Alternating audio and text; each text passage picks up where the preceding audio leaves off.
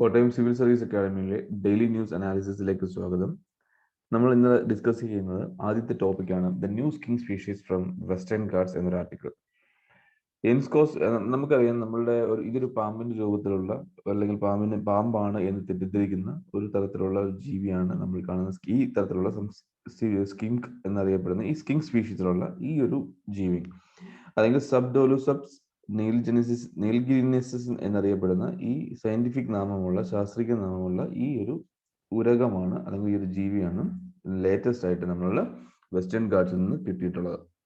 ഇതിന് വളരെയധികം പാമ്പിന്റെ രൂപവുമായിട്ട് സാദൃശ്യമുള്ളത് കൊണ്ട് തന്നെ ഇത് വംശനാശ ഭീഷണി നേരിടുന്നു എന്നതാണ് വിദഗ്ധ അഭിപ്രായം.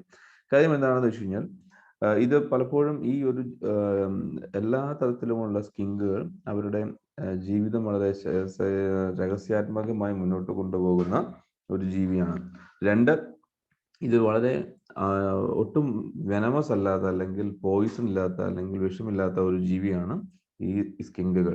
പക്ഷെ ഇവയുടെ രൂപസാദൃശ്യം എന്ന് പറയുന്നത് പാമ്പിനോട് വളരെയധികം സാമ്യമുള്ളത് കൊണ്ടും ഇത് ഭൂമിയിലൂടെ നീങ്ങുന്നത് കണ്ടു കഴിഞ്ഞാൽ പാമ്പ് എഴിഞ്ഞ് നീങ്ങുന്നത് പോലത്തെ ഒരു ഫീൽ ഉണ്ടാകുന്നത് കൊണ്ടും പലപ്പോഴും ജനങ്ങൾ അല്ലെങ്കിൽ മനുഷ്യർ ഇതിനെ കാണുമ്പോൾ ആക്രമിക്കുകയും കൊന്നുകളയുകയും ചെയ്യുന്ന ഒരു പ്രവണത കാണാറുണ്ട്. കഴിവതും അപ്പോൾ ഈ മൃഗത്തിന്റെ അല്ലെങ്കിൽ ഉരകത്തിന്റെ ഷേപ്പ് എന്ന് പറയുന്നത് നമുക്ക് കാണുമ്പോൾ അറിയാം, ഈ ചിത്രത്തിൽ കാണുമ്പോൾ അറിയാം, വളരെയധികം ഒരു പാമ്പിന്റെ ഷേപ്പ് തന്നെയാണ് നമുക്ക്, അല്ലെങ്കിൽ പെട്ടെന്ന് നമുക്ക് ഫീൽ ചെയ്യാം. അപ്പം ഇതിന്റെ കാലുകൾ അത്രയധികം വിസിബിൾ അല്ല, അല്ലെങ്കിൽ വളരെ ചെറുതായതുകൊണ്ട് തന്നെ ആളുകൾ പെട്ടെന്ന് നോട്ടീസ് ചെയ്യുന്ന ഒന്നല്ല. ഇതിന്റെ ഒരു ഷേപ്പ് പാമ്പിന്റെ ആയതുകൊണ്ടും ഇത് പാമ്പാണ് എന്ന് തെറ്റിദ്ധരിക്കുന്നത് കൊണ്ടും ഈ മനുഷ്യർ ഇതിനെ കൊന്നുകളയുന്ന ഒരു സാഹചര്യമുണ്ട്.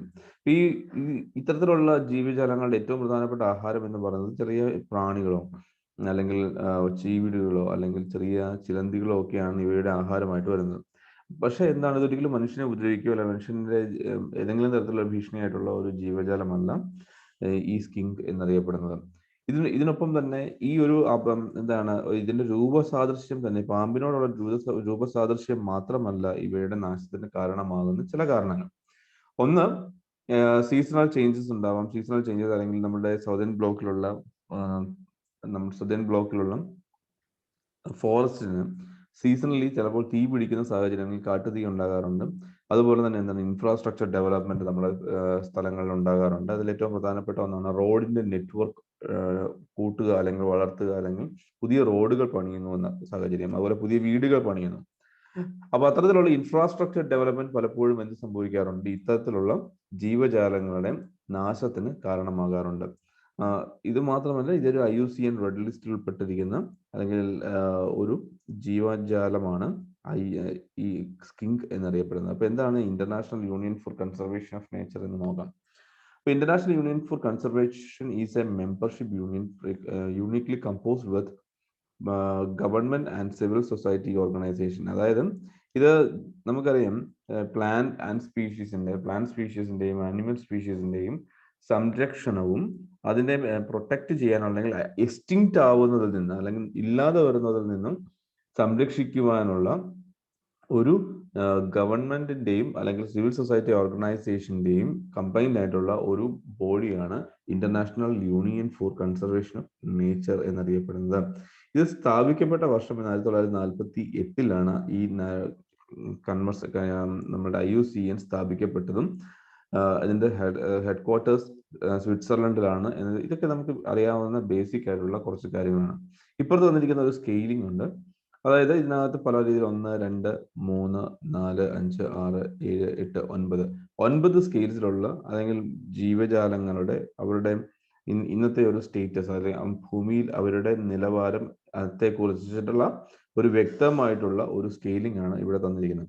അതിൽ എൻഡേഞ്ചേർഡ് സ്പീഷീസിൽ വരുന്നതിന് ഏതെങ്കിലും ഒരു വിഭാഗം വരുന്നുണ്ടെങ്കിൽ ആ എൻഡേഞ്ചേർഡ്, ഇത് നഷ്ടപ്പെട്ടു പോകാൻ സാധ്യതയുള്ള ഒരു വിഭാഗമാണെങ്കിൽ അതിനെയാണ് നമ്മൾ IUCNന്റെ റെഡ് ലിസ്റ്റ് എന്ന് പറയുന്നത്. അവർ എൻഡേഞ്ചേർഡ് സ്പീഷീസിനെയാണ് ഈ റെഡ് ലിസ്റ്റ് എന്ന് ഇതിനകത്ത് അറിയപ്പെടുന്നത്.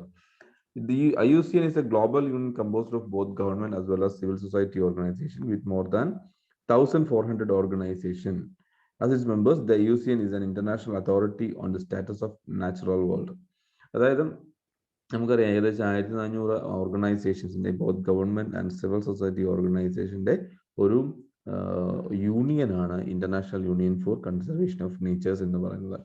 It works in the domain of sustainable development and also recommends measures to tackle the depletion of resources. അതായത് നമുക്കറിയാം സസ്റ്റൈനബിൾ ഡെവലപ്മെന്റ് ഗോൾ, യുഎന്നിന്റെ SDG സസ്റ്റൈനബിൾ ഡെവലപ്മെന്റ് ഗോളിന്റെ ഏറ്റവും പ്രധാനപ്പെട്ട ഒരു ലക്ഷ്യം എന്ന് പറയുന്നത് പ്രകൃതി സംരക്ഷണമാണ്. അതിന്റെ ആ മാൻഡേറ്റിൽ പ്രവർത്തിക്കുന്ന അല്ലെങ്കിൽ ആ ഒരു സാധ്യതയിൽ പ്രവർത്തിക്കുന്ന ഒരു ഒരു യൂണിയനാണ് International Union for Conservation of Nature എന്ന് പറയുന്നത്. ഇത് എന്തുകൊണ്ടാണ് ഇതൊരു റെക്കമെൻഡേറ്ററി ബോഡിയാണ്? എങ്ങനെയാണ് ഈ റെക്കമെൻഡ് ചെയ്യുന്നത്? It recommends measures to tackle the depletion of resources. നമ്മുടെ ഉണ്ടാകാൻ സാധ്യതയുള്ള അല്ലെങ്കിൽ റിസോഴ്സസിന്റെ അല്ലെങ്കിൽ വനം, വന്യജീവി അല്ലെങ്കിൽ ഏതെങ്കിലും ജീവജാലങ്ങളുടെ നാശത്തിൽ നിന്നും ഇതിനെ മനുഷ്യരെ അല്ലെങ്കിൽ ആ വിഭാഗത്തിനെ സംരക്ഷിക്കുവാൻ വേണ്ടുന്ന റെക്കമെൻഡേഷൻസ് ആണ് IUCN നൽകുന്നത്. It's members include States, non-governmental organization, indigenous peoples organization, experts, government agencies etcetera. ഈ ഒരു പോയിന്റ് വളരെ ഇമ്പോർട്ടൻ്റ് ആയിട്ട് ഓർത്ത് വയ്ക്കണം. കാര്യം എന്താണെന്ന് വെച്ച് കഴിഞ്ഞാൽ പ്രിലിംസിനകത്ത് ചോദിക്കാൻ പറ്റുന്ന തരത്തിലുള്ള ഒരു അറേഞ്ച്മെന്റ് ആണ് ഇവിടെ തന്നിരിക്കുന്നത്. ഒന്ന്, ആരൊക്കെയാണ് ഇതിനകത്ത് മെമ്പേഴ്സ് ഉണ്ടാവുക? ഗവൺമെന്റുകളുണ്ട്, അതുപോലെ NGOs ഉണ്ട്, പ്രാദേശികമായിട്ട് ജീവിക്കുന്ന ആളുകളുടെ അസോസിയേഷൻസ് ഉണ്ട് അല്ലെങ്കിൽ ഓർഗനൈസേഷൻസ് ഉണ്ട്, experts, government agencies and so on.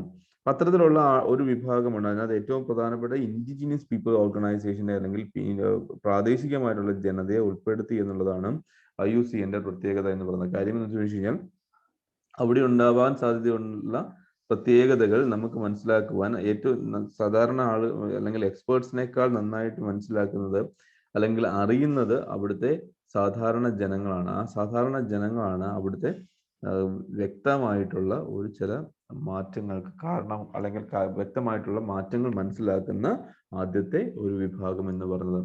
1948 സ്ഥാപിച്ചതെന്ന് നമുക്കറിയാം. It helps to conserve nature and ensure sustainable development. ഇത് ആദ്യമായിട്ട് സ്ഥാപിക്കപ്പെട്ട ഫോണ്ടെയിൻബ്ലോ എന്നറിയപ്പെടുന്ന ഫ്രാൻസിലെ ഒരു സ്ഥലത്തിലാണ് ആദ്യമായിട്ട് സ്ഥാപിക്കപ്പെട്ടത് ഇൻ ദി ഇയർ 1948. ഇത് 1964 ആയപ്പോൾ 1948 ഇത് സ്ഥാപിക്കപ്പെട്ടു. 1964 ആയപ്പോഴത്തേക്ക് IUCN റെഡ് ലിസ്റ്റ് ഇവർ പുറത്തിറക്കി. ഇത് എന്തിനാണ് റെഡ് ലിസ്റ്റ് പുറത്തിറക്കിയത്? ഏതെങ്കിലും തരത്തിൽ എൻഡേഞ്ചർഡ് ആയ സ്പീഷീസിന്റെ ഒരു ലിസ്റ്റിംഗ് ആണ് ഈ റെഡ് ലിസ്റ്റിൽ കാണപ്പെടുക. 1980 UNEP-യുടെയും വേൾഡ് വൈഡ് ഫണ്ടിന്റെയും സഹകരണത്തോടുകൂടി IUCN published a world conservation strategy. It's a document which helped define the concept of sustainable development and shape the global conservation and sustainable development agenda. ഇതിനകത്ത് 1980 ഇവർ വേൾഡ് കൺസർവേഷൻ സ്ട്രാറ്റജി എന്ന ഒരു document പുറത്തിറക്കുന്നത് with the help of UNEP plus World Wildlife Fund. അതായത് UNEP-യുടെയും WWF-ന്റെയും സഹകരണത്തോടു കൂടി 1980 IUCN എന്ത് പുറത്തിറക്കി? It's a document, World Conservation Strategy എന്ന ഒരു ഡോക്യുമെന്റ് പുറത്തിറക്കി. 1992 UN ഇവർക്ക് എന്ത് നൽകി? ഒഫീഷ്യൽ ഒബ്സർവർ സ്റ്റാറ്റസ് നൽകി. ആർക്ക്? IUCN. അപ്പം ഇതൊക്കെയാണ് ഇതിന്റെ ഒരു പ്രധാനപ്പെട്ട ടൈം ലൈൻ എന്ന് പറയുന്നത്. ഇതൊന്ന് ഓർത്ത് വയ്ക്കുന്നത്, ചിലപ്പോൾ ഇത് ഒന്ന് ഓർത്ത് വയ്ക്കുന്നത് നല്ലതായിരിക്കും. 1948 IUCN സ്ഥാപിക്കപ്പെട്ടു. 1964 റെഡ് ലിസ്റ്റ് പബ്ലിഷ് ചെയ്തു ആദ്യമായിട്ട്. 1980 world Conservation strategy in association with UNEP plus WWF ഇവരുടെ സഹകരണത്തോടു കൂടി എന്താ പുറത്തിറക്കി? വേൾഡ് കൺസർവേഷൻ സ്ട്രാറ്റജി ഡോക്യുമെന്റ് പുറത്തിറക്കി. 1992 UN-ന്റെ ഒഫീഷ്യൽ ഒബ്സർവർ സ്റ്റാറ്റസും ഇവർക്ക് ലഭ്യമായി. IUCN Red List of Threatened Species is the world's most comprehensive inventory of the global conservation status of plant and animal species. It uses IUCN Red List categories. നമ്മൾ നേരത്തെ പറഞ്ഞ പോലെ എന്താണ് 9 category ഉണ്ടായിരുന്നു. ഒന്ന് non evaluated, to extinct, അതായത് critically endangered and vulnerable species and so on. ഏകദേശം 9 scaling ആണ് എന്തിനുണ്ടാവുക? IUCN റെഡ് ലിസ്റ്റിൽ നമുക്ക് ഇവിടെ കാണാൻ സാധിക്കും. ഈ ഒരു ഭാഗത്ത് നമുക്കറിയാം not evaluated, data deficient, least concern, near threatened and so on. അപ്പം നമുക്ക് എക്സ്റ്റിൻറ്റ് വരെയുള്ള ഒരു സ്കെയിലിൽ നമുക്ക് 9 സ്കെയിലിംഗ് ആണ് നമുക്കിവിടെ കിട്ടുന്നത്.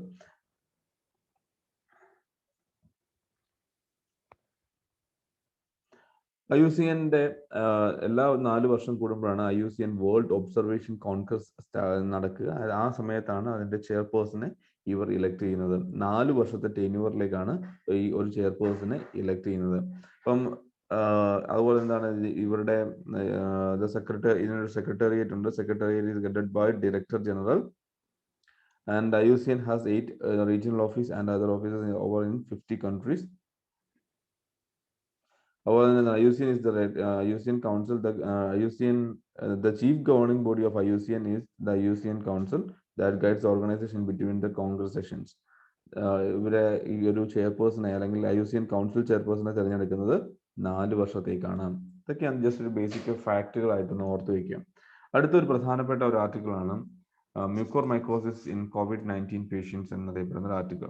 അപ്പൊ ഇതൊരു പ്രധാനപ്പെട്ട ആർട്ടിക്കിളാണ്. നമ്മൾ ഇപ്പോൾ അറിയാൻ പറ്റും, നമ്മൾ COVID-19 ചികിത്സ കഴിഞ്ഞിട്ടുള്ള ആളുകളിൽ പല ആളുകൾക്കും എന്താണ് നമ്മുടെ ബോംബെ, മഹാരാഷ്ട്ര, ബോംബെയിൽ പ്രത്യേകിച്ച് ബോംബെ സിറ്റിയിൽ ഒരു ബ്ലാക്ക് ഫംഗസ് എന്ന ഒരു അസുഖത്തിന് കാരണം അല്ലെങ്കിൽ അസുഖത്തിന് വിധേയരാಗಿ അസുഖബാധിതരായി ചികിത്സയിൽ ഉള്ള ആളുകളുടെ എണ്ണം വളരെ കൂടിക്കൊണ്ടിരിക്കുകയാണ്. എന്താണ് ഈ ബ്ലാക്ക് ഫംഗസ് എന്ന് പറയുന്നത്? ബ്ലാക്ക് ഫംഗസ് അല്ലെങ്കിൽ ഇതിന്റെ ഇമ്പാക്ട് എന്താണ്, ഇതെന്തുകൊണ്ടാണ് ഇതിങ്ങനെയുള്ള, എന്തൊക്കെ കാരണങ്ങളാവാം ഈ ബ്ലാക്ക് ഫംഗസ് വരാനുള്ള കാരണങ്ങൾ എന്തൊക്കെയാകാം, ഇതൊക്കെയാണ് ഈ ഒരു ആർട്ടിക്കിൾ നമുക്ക് മുന്നോട്ട് തരുന്നത്. ഈ ബ്ലാക്ക് ഫംഗസിന്റെ പേരാണ് അല്ലെങ്കിൽ മ്യൂക്കോർമൈക്കോസിസ് എന്ന ഒരു പേരാണ് നമുക്ക് കാണാൻ പറ്റുക. കാര്യം എന്താണെന്ന് വെച്ച് കഴിഞ്ഞാൽ ഇതിന് ബ്ലാക്ക് ഫംഗസ് എന്ന് വിളിക്കാൻ കാരണം എന്ന് വെച്ചാൽ മൂക്കിൻ്റെ അവിടെയൊക്കെ ഒരു കറുത്ത അല്ലെങ്കിൽ ഒരു ഫംഗൽ ഇൻഫെക്ഷൻ പോലെ അല്ലെങ്കിൽ ഒരു എന്താണ് ഒരു ഫംഗൽ ഇൻഫെക്ഷൻ പോലെ നമുക്ക് കാണാൻ സാധിക്കും. അത് പലപ്പോഴും എന്താണ് കണ്ണ്, മൂക്ക്, ചെവി, തൊണ്ട, which may lead up to brain വരെയും വരാൻ സാധ്യതയുണ്ട്. അപ്പോൾ ഒരു പരിധി വരെയും എന്താണ് ബ്രെയിൻ അതുപോലുള്ള വൈറ്റൽ ഓർഗൻസിനെ ഇത് ബാധിച്ചാൽ മരണം വരെ സംഭവിക്കാൻ കാരണമായ ഒരു വളരെ സീരിയസ് ആയിട്ടുള്ള ഒരു അസുഖം തന്നെയാണ് മ്യൂക്കോർമൈക്കോസിസ് എന്ന് പറയുന്നത്. ഇതിനപ്പുറത്തേക്ക് നമുക്ക് ചിന്തിക്കുമ്പോഴത്തേക്ക് ഇതെന്താണ്, ഇതിൻ്റെയൊക്കെ കാരണം എന്താണ്? It is only one reason behind this. A group of mould called mucormycetes എന്നറിയപ്പെടുന്ന ഒരു വിഭാഗം എന്താണ് ലെയേർഡ് ആയിട്ടുള്ള എന്താണ് ഫംഗയുടെ ഒരു ആക്ഷനാണ് ഈ മ്യൂക്കോർമൈക്കോസിസ് ഉണ്ടാകാനുള്ള ഒരു കാരണം. ഇതെങ്ങനെയാണ് ഉണ്ടാവുക? ഇത് എവിടെയാണ് ഉണ്ടാവുക? ഇത് എവിടെ ഉണ്ടാകുന്ന വെച്ചാൽ it's crawling through the sinus and working in the way to the brain, affecting the ear, nose, throat and mouth. നമുക്കറിയാം ഇത് ബ്രെയിനെ വരെ അഫക്റ്റ് ചെയ്യാമെന്ന് നമ്മൾ പറഞ്ഞു. ഇത് എവിടെയൊക്കെയാണ് അഫക്ട് ചെയ്യുന്നത്? ചെവി, മൂക്ക്, തൊണ്ട, മൗത്ത്, വായ പോലുള്ള പ്രധാനപ്പെട്ട ഭാഗങ്ങളിലും അത് which may lead up to brain or up to the lungs as well. ഇങ്ങനെ ഒരു വൈറ്റൽ ഓർഗൻസിൽ ബാധിച്ചു കഴിഞ്ഞാൽ അതിന് ചിലപ്പോൾ മരണം വരെ സംഭവിക്കാൻ സാധ്യതയുള്ള ഒരു രോഗം തന്നെയാണ് ഈ മ്യൂക്കോർമൈക്കോസിസ് എന്ന് പറയുന്നത്. എന്തുകൊണ്ടാണ് ഇതിന്റെ ഒരു പ്രധാനപ്പെട്ട കാരണം എന്ന് നമുക്ക് നോക്കാം. ഒന്ന്, പ്രധാനപ്പെട്ട ഒരു ഇഷ്യൂ എന്താണെന്ന് വെച്ച് കഴിഞ്ഞാൽ ഡയബറ്റീസ് ആണ്. Diabetes mellitus is the most common underlying cause, followed by 2 hematological malignancies and solid organ transplantation, according to a comparative study of several papers on the incidence of mucormycosis in India.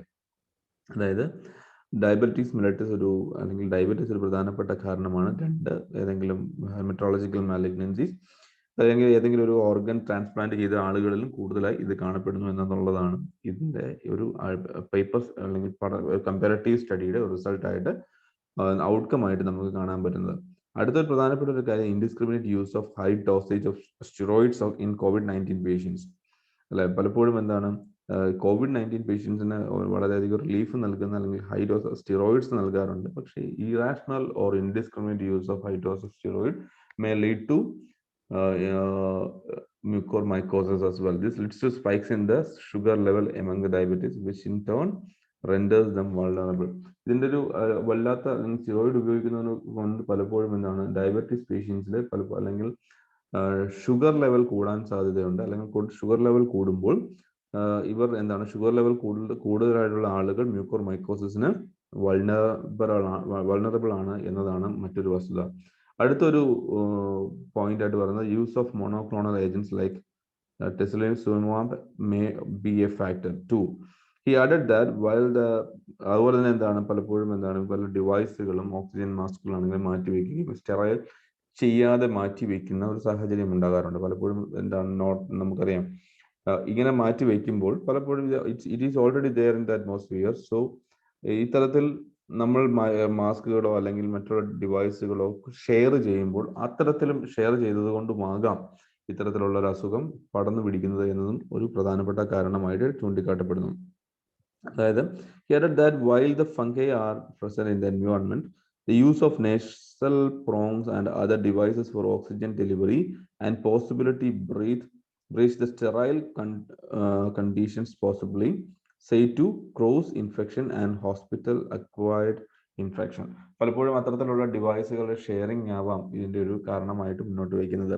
ഇതിന്റെ പ്രധാനപ്പെട്ട signs എന്തൊക്കെയാണെന്ന് വെച്ച് കഴിഞ്ഞാൽ stuffy nose, bloody blackish or brown discharge from the nose, blackish discharge, discoloration of skin, swelling or numbness around the cheek, one-sided facial pain, toothache or jaw pain, drooping of the eyelids or eyelid swelling, double vision, redness of eye and sudden decrease in vision.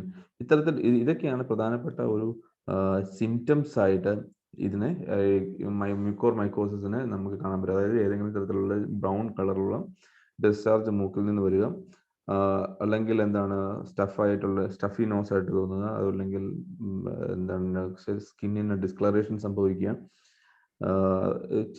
അതായത് ഏതെങ്കിലും ഒരു സൈഡിൽ മാത്രം വേദന മുഖത്തിന്റെ, അതുപോലെ joint pain അല്ലെങ്കിൽ ജോ pain, പല്ലുവേദന തുടങ്ങിയ പല കാരണങ്ങൾ, പല സിംറ്റംസ് ആയിട്ട് മ്യൂക്കോർ മൈക്കോസിസിന്റെ ഒരു സിംറ്റംസ് ആയിട്ട് കാണപ്പെടുന്നുണ്ട്. എങ്ങനെയാണ് ഇത് പ്രിവെന്റ് ചെയ്യുക എന്നുള്ളതിനകത്ത് ഒന്നാമത്തെ ഘടകം എന്താണ് എന്ന് വെച്ച് കഴിഞ്ഞാൽ WHO നൽകിയിരിക്കുന്ന ഗൈഡ് ലൈൻസ് കൃത്യമായിട്ട് ഈ COVID-19 പേഷ്യൻസിന് പാലിക്കുക എന്നുള്ളതാണ്. Irrational usage of steroid should be avoided, ഒന്നാമത്തെ പോയിന്റ് ആണ്. അതുപോലെ തന്നെ monoclonal antibodies should be used whenever it is required and എല്ലാ ആളുകളെയും ഒരേ രീതിയിലേക്ക് ട്രീറ്റ് ചെയ്യുന്ന ഒരു മനസ്ഥിതി മാറ്റുക എന്നുള്ളതാണ് ഒന്നാമത്തെ പോയിന്റ് എന്ന് പറയുന്നത്, ഇത് പ്രിവെന്റ് ചെയ്യാനുള്ള ഒന്നാമത്തെ point. It is important to keep blood sugar level under control and ensure the appropriate calibration of oral drugs of insulin is done from time to time. കൃത്യമായിട്ടുള്ള അല്ലെങ്കിൽ ഷുഗർ ലെവലിനെ കൺട്രോൾ ചെയ്യാനുള്ള കൃത്യമായിട്ടുള്ള മാർഗങ്ങൾ കൃത്യമായിട്ടും ചെയ്തിരിക്കണം. അതുപോലെ തന്നെ ഏതെങ്കിലും തരത്തിലുള്ള സിംറ്റംസ് നിങ്ങൾ കണ്ടിട്ടുണ്ടെങ്കിൽ you have to get medical assistance at the earliest. ഇതൊക്കെയാണ് ഇതിന്റെ ഒരു മ്യൂക്കോർ മൈക്കോസിസിന്റെ ഒരു പ്രധാനപ്പെട്ട കാരണങ്ങളായിട്ടും അതിനുള്ള പ്രതിവിധിയായിട്ടും എഴുത്തുകാരൻ ചൂണ്ടിക്കാണിക്കുന്നത്. അടുത്ത ഒരു പ്രധാനപ്പെട്ട പോയിന്റ് ആണ് the hurdles in accessing the foreign Covid aid എന്നറിയപ്പെടുന്ന ഒരു ആർട്ടിക്കിൾ. ഇത് എന്താണ് എന്ന് പറഞ്ഞാൽ നമുക്കറിയാം, നമ്മുടെ രാജ്യത്ത് COVID-19 ഇഷ്യൂ അല്ലെങ്കിൽ പാൻഡമിക് വല്ലാതെ സർച്ച് ചെയ്തിരിക്കുന്ന ഒരു സമയത്തൂടെയാണ് നമ്മുടെ രാജ്യം കടന്നു പോകുന്നത്. And hence we are lacking certain basic infrastructure or basic life supporting agents like oxygen concentrators, even mask as well. ഇത്തരത്തിലുള്ള ഒരു സാധ്യതകളുടെ ഉപയോഗം കുറയുമ്പോഴോ അല്ലെങ്കിൽ ഇല്ലാതെ വരുമ്പോഴോ ചെയ്യുമ്പോൾ എന്ത് ചെയ്യണം? You will have to get support from the exterior world, അതായത് വിദേശ രാജ്യങ്ങൾ അല്ലെങ്കിൽ foreign nations we may need to avail എന്താ പറയാ emergency relief support from the foreign countries as well. അപ്പൊ അത്തരത്തിലുള്ള ഒരു രാജ്യങ്ങൾ, വിദേശ രാജ്യങ്ങൾ നമ്മളെ സഹായിക്കുകയോ വിദേശത്തുള്ള ഇന്ത്യക്കാർ തന്നെ സഹായിക്കുകയോ ഒക്കെ ചെയ്യുന്നുണ്ട്. ഇത്തരത്തിലുള്ള സഹായം സ്വീകരിക്കുമ്പോൾ there are lot of hurdles in between. എന്തൊക്കെയാണ് ഹഡിൽസ് എന്ന് പറയുന്നത്? ഒന്നാമത്തെ കാര്യം എന്ന് പറയുന്നത് ഡ്യൂട്ടിയാണ്, നമ്മുടെ കസ്റ്റംസ് ഡ്യൂട്ടി. രണ്ട് വരുന്നത് ഹെൽത്ത് ടാക്സ് എന്നറിയപ്പെടുന്ന ഒരു ഭാഗം, ഹെൽത്ത് സെസ് എന്നറിയപ്പെടുന്ന ഒരു ഹഡിൽ. 3 GST. നാലാമത്തെ ഒരു പ്രധാനപ്പെട്ട ഒരു ഹഡിലായിട്ട് മുന്നോട്ട് വരുന്നത് FCRA പോലുള്ള ഫോറിൻ കോൺട്രിബ്യൂഷൻ റെഗുലേഷൻ അതോറിറ്റിയുടെ അല്ലെങ്കിൽ ആക്ടിന്റെ ഒരു ഹഡിൽ. ഇതിനെയൊക്കെ എങ്ങനെയാണ് ഗവൺമെന്റ് അല്ലെങ്കിൽ ഓവർകം ചെയ്തത് എന്നതുള്ളതാണ് ഏറ്റവും പ്രധാനപ്പെട്ട ഒരു കാര്യമായിട്ട് അല്ലെങ്കിൽ ഒരു പ്രധാനപ്പെട്ട പോയിന്റുകളായിട്ട് നമ്മൾ കാണേണ്ടത്. ഒന്നാമത്തെ കാര്യം, finance ministry announced it was dropping the basic customs duty on import of COVID-19 vaccines and basic customs duty as well as health cess on imports of medical grade oxygen and other equipment related to providing oxygen patients till July 31st. July 31 വരെ ഒന്നാമത്തെ ഒരു helping aid from government of India. എന്തായിരുന്നു? Ministry of finance എന്താണ് ചെയ്തത്? അവരെ ഡ്യൂട്ടിയും health സെസ്സും ഒഴിവാക്കി. എന്തിനൊക്കെയാണ് ഒഴിവാക്കിയത്? ഒന്ന്, import of medical grade oxygen and other equipments related to providing oxygen to patients. അതായത് രോഗികൾക്ക് ഓക്സിജൻ നൽകാൻ സഹായിക്കുന്ന ഉപകരണങ്ങളുടെ ഡ്യൂട്ടിയും ഹെൽത്ത് സെസ്സും ഒഴിവാക്കിയിട്ടുണ്ട്. രണ്ട്, the customs duty on the prescribed drug for India's COVID-19 patients, remdesivir, and active pharmaceutical ingredient had been waived. രണ്ട്, നമ്മളുടെ ഏറ്റവും കൂടുതൽ പ്രിസ്ക്രൈബ് ചെയ്യപ്പെടുന്ന അല്ലെങ്കിൽ COVID-19 പ്രതിരോധത്തിന് വേണ്ടിയിട്ടുള്ള ഒരു മരുന്നായിട്ട് ഉപയോഗിക്കുന്ന റെംഡെസിവിറിന്റെ അവ നിർമ്മിക്കുവാനുള്ള അനുബന്ധ ഇൻഗ്രീഡിയൻസിന്റെയും എന്താണ് എക്സൈസ് ഡ്യൂട്ടിയും ഹെൽത്ത് സെസ്സും ഒഴിവാക്കിക്കൊണ്ടിട്ടുണ്ട്. അതുപോലെ തന്നെ government dropped the import duties on diagnostic kits till October 31st to help ramp up testing efforts and allowed individuals to import oxygen concentrators for personal use through courier from e-commerce portals or global vendors. അതായത് നമുക്കറിയാം ഇത് government എന്ത് ചെയ്തിട്ടുണ്ട്, ഇതിന് ഒപ്പം തന്നെ import duty, എന്തിന്റെ import ഡ്യൂട്ടികൾ എടുത്തു കളഞ്ഞിട്ടുണ്ട്, അല്ലെങ്കിൽ ഒക്ടോബർ 30 വരെ നമ്മൾ എടുത്തു മാറ്റിയിട്ടുണ്ട്. എന്തിന്റെ ഇമ്പോർട്ട് ഡ്യൂട്ടിയാണ് മാറ്റിയതുള്ളത് നോക്കാം. ഒന്ന്, oxygen concentrators for personal use. സ്വകാര്യ ആവശ്യങ്ങൾക്ക് വേണ്ടിയിട്ടുള്ള ഓക്സിജൻ കോൺസെൻട്രേറ്റേഴ്സിന്റെ ഇമ്പോർട്ട്, അതായത് വിദേശത്ത് നിന്നോ അല്ലെങ്കിൽ ഗ്ലോബൽ ഇ കൊമേഴ്സ് പ്ലാറ്റ്ഫോമിൽ നിന്നോ ആർക്കും വാങ്ങിക്കാനുള്ള ഒരു സ്വാതന്ത്ര്യം ഇവിടെ കൊടുത്തിട്ടുണ്ട്. രണ്ട്, ഡയഗ്നോസ്റ്റിക് കിറ്റ്സിനെ, അതായത് ഇതിനെ തിരിച്ചറിയാനുള്ള ഡയഗ്നോസ്റ്റിക് കിറ്റ്സിനെ എന്തിൽ നിന്ന് ഒഴിവാക്കിയിട്ടുണ്ട്? നമ്മളുടെ എന്താണ് ഇമ്പോർട്ട് ഡ്യൂട്ടിയിൽ നിന്നും ഒഴിവാക്കിയിട്ടുണ്ട്. അപ്പൊ ഇതൊക്കെയാണ് ഗവൺമെന്റ് ആദ്യത്തെ ഒരു എന്താണ് പ്രിലിമിനറി സ്റ്റെപ്പ് ഫോർവേഡ് എന്ന് നമുക്ക് വേണമെങ്കിൽ വിളിക്കാം. അതിൻ്റെ ഒരു അല്പം കൂടെ മുന്നോട്ട് പോയിട്ടാണ് GSTയിൽ നിന്നുള്ള ഒരു എക്സംഷൻസ് ചില മേഖലകളിൽ കൊടുത്തിട്ടുണ്ട്. ഇപ്പൊ GST എക്സംഷൻസ് നമുക്ക് നോക്കുമ്പോൾ ആദ്യമായിട്ട് നോക്കുമ്പോഴത്തേക്ക് പലപ്പോഴും എന്താണ് hospitals, corporates of domestic entities that import such goods, എന്തിനു വേണ്ടിയിട്ടുള്ള എന്താണ് പലപ്പോഴും ഇത്രയും, അതായത് duties, basic customs duty, health cess, import duty ഒഴിവാക്കിയാലും അപ്പോൾ GST എന്നുള്ളത് എന്താണ് ഒഴിവാക്കാൻ പറ്റുന്ന ഒന്നല്ല. GST, പ്രത്യേകിച്ച് IGST, ഇന്റഗ്രേറ്റഡ് GST എന്ത് ചെയ്യണം? ഇത് വിൽ ഹാവ് ടു പേ. എന്താണ് integrated GST has to pay. പക്ഷെ എന്ത് ചെയ്യാം, പല പ്രൊഡക്റ്റുകളുടെയും GST എന്ന് പറയുന്നത് 28% നിന്ന് 12%ലേക്കും 5% വരെയും എന്ത് ചെയ്തിട്ടുണ്ട്, കുറച്ചിട്ടുണ്ട് അല്ല എന്നുള്ളതാണ് മറ്റൊരു പ്രധാനപ്പെട്ട ഒരു ഘടകം എന്ന് പറയുന്നത്. അതായത് ഹോസ്പിറ്റൽസും കോർപ്പറേറ്റുകളോ domestic that import such goods, എന്ത് ഗുഡ്സ്, ഇത്തരത്തിലുള്ള ഓക്സിജൻ കോൺസെൻട്രേറ്റേഴ്സോ ഓക്സിജൻ ഡിവൈസുകളോ അല്ലെങ്കിൽ മാസ്കുകളോ ഇമ്പോർട്ട് ചെയ്യുമ്പോൾ they will have to pay at least 12% of GST, payable on oxygen concentrators and related equipment, and the same rate which is payable on domestic purchase vaccines attract a 5% GST. Imports of oxygen concentrate for personal use were taxed at 28%, but the government reduced this to 12% on May 1st. അതായത് പലപ്പോഴും oxygen concentrator പോലുള്ള personal യൂസിന് വേണ്ടി ഉപയോഗിക്കുന്ന എന്താണ് oxygen കോൺസെൻട്രേറ്റേഴ്സിന്റെ GST 28% നിന്നും എന്താക്കി കുറച്ചിട്ടുണ്ട്, 12% കുറച്ചു കൊടുക്കുകയും ചെയ്തിട്ടുണ്ട്.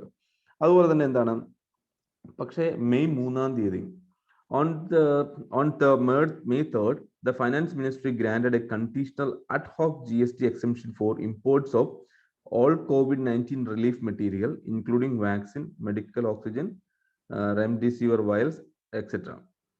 till June 30th. അതായത് പക്ഷേ മെയ് 3-ാം തീയതി ആയപ്പോൾ ഗവൺമെന്റ് ഒരു അല്പം കൂടെ അഗ്രസീവ് ആയിട്ടുള്ള മൂവ്മെന്റ് നടത്തി. എന്തായിരുന്നു?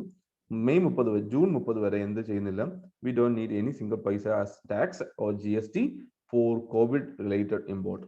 അതായത് കോവിഡിന്റെ അനുബന്ധമായിട്ടുള്ള ഇമ്പോർട്ടുകൾ, അതായത് എന്താണ് നമ്മുടെ oxygen concentrators, oxygen mask, ventilators, for remdesivir medicine and their associated or active ingredients, അവയ്ക്കൊന്നും നമ്മൾ എന്ത് ചെയ്യുന്നില്ല, GST പേ ചെയ്യുന്നില്ല. പക്ഷേ എന്നാൽ എന്തായിരിക്കണം, GST ഫീ വേവർ ചെയ്ത് കൊടുക്കണമെങ്കിൽ certain conditions are also there. എന്താണ് കണ്ടീഷൻ എന്ന് പറയാം? ഒന്ന്, To avail this IGST exemption, the materials has to be received free of cost for free distribution anywhere in India for COVID-19 relief.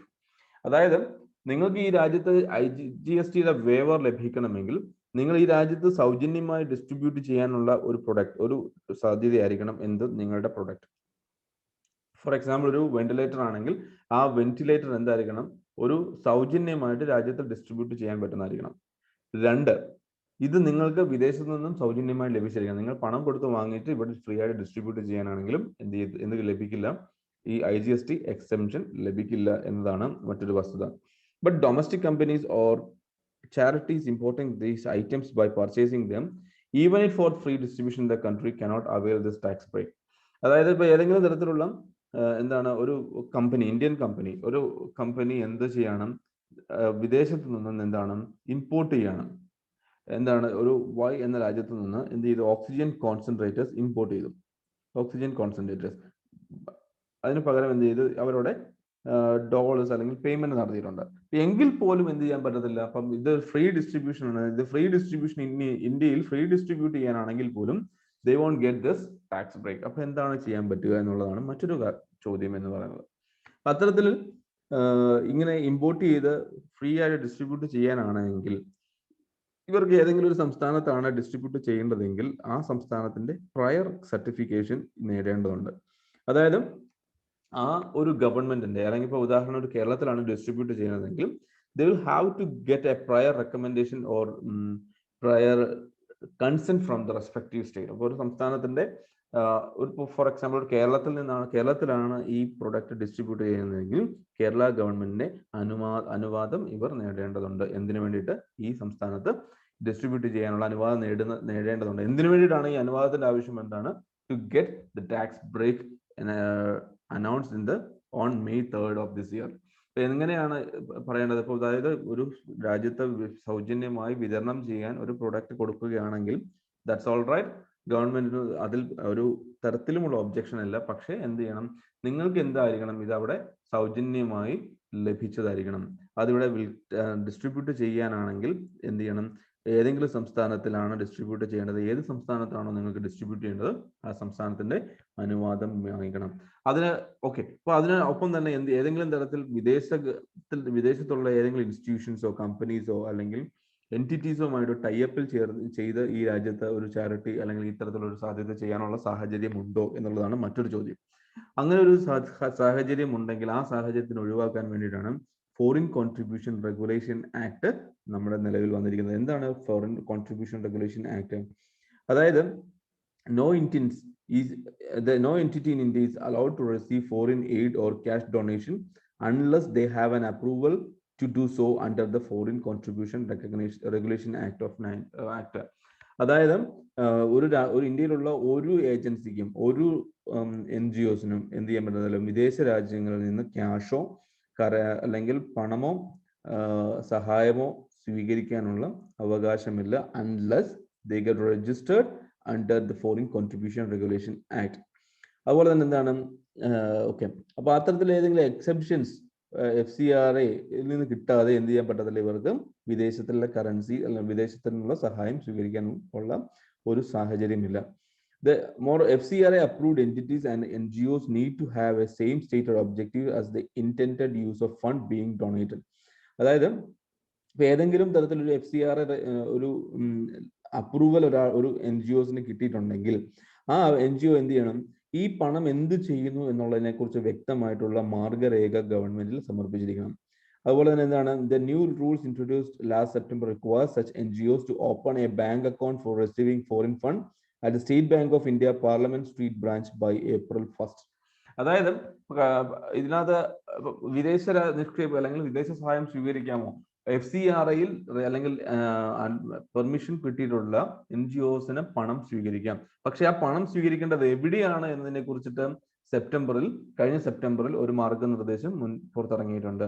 ആ മാർഗനിർദ്ദേശം എന്താണ്, parliament സ്ട്രീറ്റിലുള്ള ഒരു SBIയുടെ ബ്രാഞ്ചിൽ തന്നെ വേണം അക്കൗണ്ടുകൾ ഓപ്പൺ ചെയ്യാൻ. പക്ഷെ പല ആളുകൾക്കും അത് സാധിച്ചിട്ടില്ല. Only 16% could do that registration or to open or even to open an account over there in Parliament Street SBI branch. An NGO receiving foreign fund or material can no longer transfer foreign aid to any other person, which would make it difficult to pass on the relief materials to patient or smaller NGO or groups working on the ground.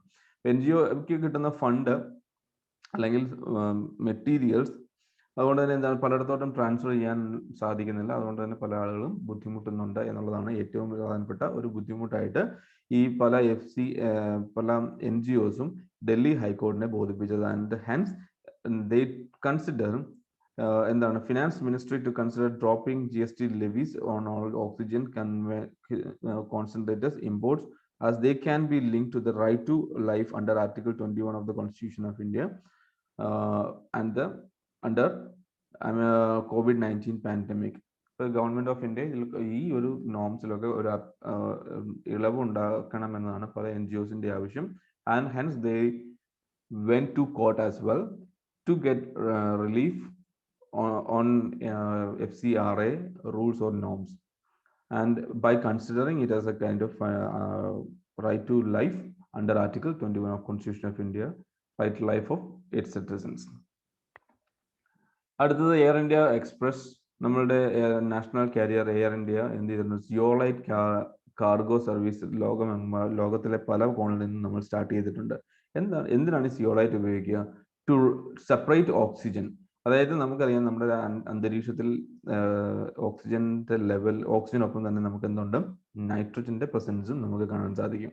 അപ്പൊ ഈ nitrogen presence പലപ്പോഴും എന്താണ് ഈ നമ്മളുടെ അല്ലെങ്കിൽ അന്തരീക്ഷത്തിൽ നിന്ന് air അല്ലെങ്കിൽ ഗ്യാസുകൾ വലിച്ചെടുത്തുകൊണ്ട് പലപ്പോഴും എന്ത് ചെയ്യും, ഓക്സിജനെയും നൈട്രജനെയും മറ്റ് ഗ്യാസുകളെയും സെപ്പറേറ്റ് ചെയ്യുന്ന ഒരു പ്രോസസ്സാണ് ഉണ്ടാവുക. അതിലേക്ക് ഏറ്റവും വേണ്ട ഒരു മോളക്യുലർ സ്ലീവായിട്ടാണ് എന്ത് ആക്ട് ചെയ്യുക, സിയോളൈറ്റ് ആക്ട് ചെയ്യുക. അപ്പോൾ സിയോളൈറ്റ് ഇതിന് ശേഷം ഇത് എന്ത് ചെയ്യും, ഇത് പലപ്പോഴും ഈ ഓക്സിജനെയും അല്ലെങ്കിൽ നൈട്രജനെയും സെപ്പറേറ്റ് ചെയ്യുകയും ഓക്സിജനെ സെപ്പറേറ്റ് ചേമ്പറിലേക്ക് മാറ്റുകയും ബാക്കിയുള്ള ഗ്യാസിനെയും എന്താണ് oxygen nitrogen dissolves from zeolite under the reduce pressure to be vented, അതായത് തിരിച്ച് അന്തരീക്ഷത്തിലേക്ക് വിടുകയും ചെയ്യും. അപ്പോൾ എയർ ഇന്ത്യയാണ് സിയോളൈറ്റ് കാർഗോ സ്റ്റാർട്ട് ചെയ്തിട്ടുള്ളത് from across the world under Prime Minister's Citizen Assistance and Relief Emergency Situation PM CARES ഫണ്ടിൽ നിന്നാണ് ഈ ഒരു ഫണ്ട് അലോട്ട് ചെയ്തിരിക്കുന്നത്. DRDO ആണ് ഇതിനു വേണ്ടിയിട്ട് ഓക്സിജൻ പ്ലാന്റുകൾ ഗവൺമെന്റ് ഓഫ് ഇന്ത്യക്ക് വേണ്ടിയിട്ട് സെറ്റപ്പ് ചെയ്യുന്നത്. ഇതൊക്കെയാണ് 16-ാം തീയതിയിലെ പ്രധാനപ്പെട്ട ഹിന്ദു ആർട്ടിക്കിൾ. വീണ്ടും ഒന്ന് പത്രങ്ങളൊന്ന് വായിക്കാൻ ശ്രമിക്കുക, എന്നിട്ട് ഈ പോയിന്റുകളൊന്നും കാണാനും ശ്രമിക്കുക. Thank you.